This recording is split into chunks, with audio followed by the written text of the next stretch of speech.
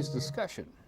Yeah, set this up so that everybody can participate in this conversation. That's what it should be, is a conversation with all points of view in mind as well. And we're just asking for consideration. We're asking for people to come with a mind to listen as well as to provide their input. But we've got two educators in our Sacramento area who are going to be the panelists for this discussion that we're going to have on Facebook Live following Good Day. We'll tell you more about that in just 1 second, but let me introduce you to the ladies. First, we've got Dr. Andrea Moore. She is an ethnic studies professor at Sac State. And we've also got Ms. Sonia Lewis, who is a representative from Sacramento's Black Lives Matter chapter. Good morning to you both, ladies.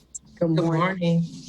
Well, we're very excited to be able to host this discussion later on today. Viacom CBS, our parent company, has been very clear about their intention to support the Black Lives Matter movement. But there's a lot of questions. There are still people who don't quite understand what the movement is about. There are some preconceived notions. There's a lot to sift through, which is why we're going to have this discussion. Dr. Moore, if you can you kind of give us a historical background as to why the Black Lives Matter movement has come to where it is now?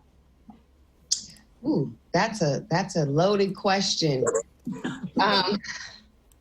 I think that the Black Lives Matter movement is in its second wave, and it has come off of the heels of over 400 years of abolitionists who have tried to address the systems in the United States of America and how they need to be re-examined and changed because they provide opportunities for others and they serve as a disservice to people who identify as Black and brown. And I think that we in the United States of America have this long history of social movements, and social movements have been our blueprint for direct action organizing to bring attention and awareness to issues that are related to injustices of humans.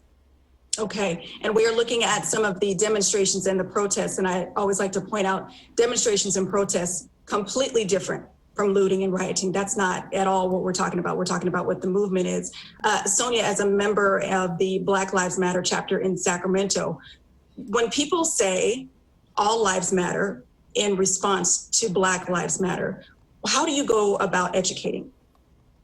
You know, it's one of those interesting paradoxes, right, where we have to look at when the one person in community is hurting and how do we surround them with energy and resources and agency, really and truly, to feel included. And so that's the response that I have when people say all lives matter. Of course, that's what we want to believe. That's the goal at the end of the day. But until Black lives are mattering, all lives can't matter. It's counterproductive to the movement.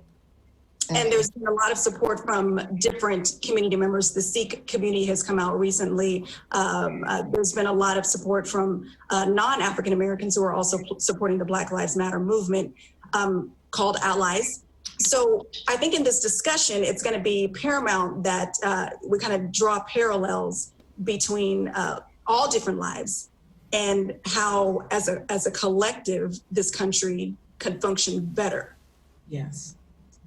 Absolutely. There are so many ways in which we have parallels in various struggles throughout, not just this country, but throughout the world.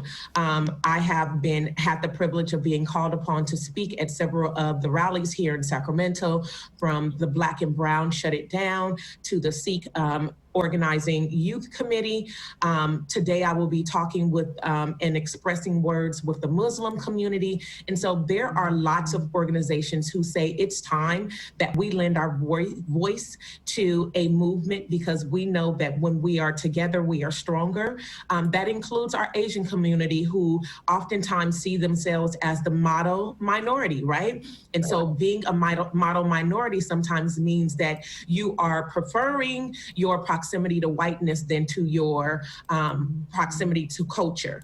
And so now people are stepping out of those shadows and saying, no, we need to join forces with and stand in solidarity with Black Lives Matter.